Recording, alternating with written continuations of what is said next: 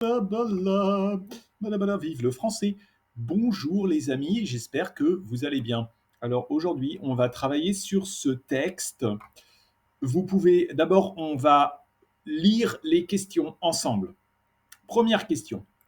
Quand, quand le livre de poche a-t-il été créé et par qui? Quand? Quand? Quand? En 2000, en 2015, en 2020. Quand? Aujourd'hui? Quand? Par qui? Qui a créé le livre de poche? Quand et par qui? Première question. Deuxième question. En quoi cela a-t-il été une véritable révolution? Révolution!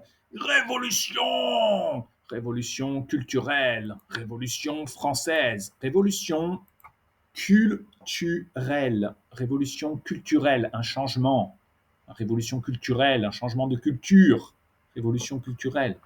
Troisième question. Quelle est la polémique? La polémique qu'a entraîné la création de ce format de poche. Format de poche, le livre de poche. Le livre de poche. La polémique, ça veut dire le débat, le conflit, la polémique. Oui, non, oui, non, non, oui, non, non, oui, oui, non, oui, non. Polémique, une polémique, ça veut dire on se combat, on débat. OK? Et aujourd'hui, quatrième question, comment se porte le marché du livre de poche? Le marché du livre de poche. Très bien, très bien. Bon, on, on va maintenant lire le texte. Vous pouvez lire avec moi le livre de poche. Un danger pour l'aristocratie des lecteurs. Le livre de poche a 60 ans. 60 ans. Pour l'occasion, le Salon du Livre 2013 a organisé une exposition sur l'histoire graphique du livre de poche. Petit format, grande histoire. Pour une marque devenue un nom commun et qui est dans toutes les bibliothèques des foyers français. C'est Henri Filipacchi, alors secrétaire général de la librairie Hachette, qui comprend en 1953 l'importance de l'accès à la lecture pour tous et crée ces petits livres à petit prix, 2 francs, soit 30 centimes d'euros. Très bien. Alors, la première question, on peut répondre à la première question. La première question, quand le livre de poche a-t-il été créé?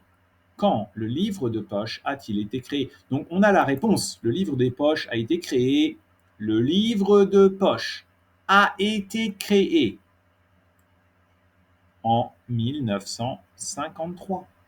En 1953. Et dans l'article, ils ont dit il y a 60 ans. 60 ans, en 1953. Et par qui? Par qui?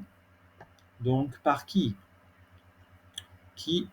C'est Henri Filipacchi qui crée les livres de poche. Et vous avez compris qu'est-ce que c'est le livre de poche? Mais qu'est-ce que c'est? Le livre, un livre.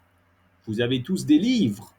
Oui, je lis un livre PDF, un livre audio, audiobook, un livre de poche, poche, la poche, ma poche, in the pocket, ok, la poche.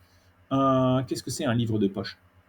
Ben, c'est un petit livre qui ne coûte pas cher, avec un petit prix. Et là, on a la deuxième question. Pourquoi le livre de poche a été une révolution culturelle? Pourquoi le livre de poche a été une révolution culturelle? C'est la révolution. Donc, on lit le paragraphe 2 et on verra. Rendre accessible les grands textes classiques grâce aux méthodes de diffusion du roman populaire constitue une véritable révolution culturelle qui n'a pourtant pas été appréciée par tous, faisant ainsi naître une polémique. Alors, d'abord, on va répondre à la deuxième question. Pourquoi le livre de poche a été une révolution culturelle? Pourquoi? Accessible. 30 centimes d'euros. Qu'est-ce qu'on peut dire? Le livre de poche ne coûte pas cher. Le livre de poche ne coûte pas cher. Il coûte seulement 30 centimes d'euros. Donc, qu'est-ce que ça veut dire? Ça veut dire que les livres deviennent accessibles à tous. Tout le monde peut acheter un livre. Les livres ne sont pas chers. Grâce aux livres de poche, tout le monde peut acheter un livre. Tout le monde peut lire. D'accord? Donc c'est ça. Mais il y a une polémique. Quelle est cette polémique? Donc question C, troisième question. Quelle est la polémique? La polémique, quand on a créé le livre de poche, donc en 1953, il y a des personnes qui sont très contentes. Elles disent oui, bravo, je suis très content. Le livre ne coûte pas cher. Je peux maintenant acheter des livres et lire des livres. Mais certaines personnes ne sont pas contents. Alors, certains intellectuels ont critiqué ce format poche en affirmant la nécessité d'une aristocratie des lecteurs. Ça fait lire un tas de gens qui n'avaient pas besoin de lire. Cela a leur donné une espèce de prétention intellectuelle qu'ils n'avaient pas. Ils ne peuvent pas comprendre. Ce sont des idiots. Ils ne peuvent pas comprendre. Alors, quelle est la polémique? La polémique, c'est les livres, c'est compliqué, les livres. La culture, c'est compliqué. Tout le monde ne doit pas lire. Les gens sont trop bêtes. Many people are too stupid to read a book. They shouldn't read a book. You're too stupid. Okay. C'est l'aristocratie des lecteurs. So the people who are wealthy, les riches, eux, ils le lisent et ils disent non, les gens qui n'ont pas d'argent, les pauvres, ils sont trop stupides, ils sont trop idiots, ils n'ont pas besoin de lire. Ils n'ont pas besoin de lire. They do not need to read. They are too stupid. Donc la polémique, quelle est la polémique?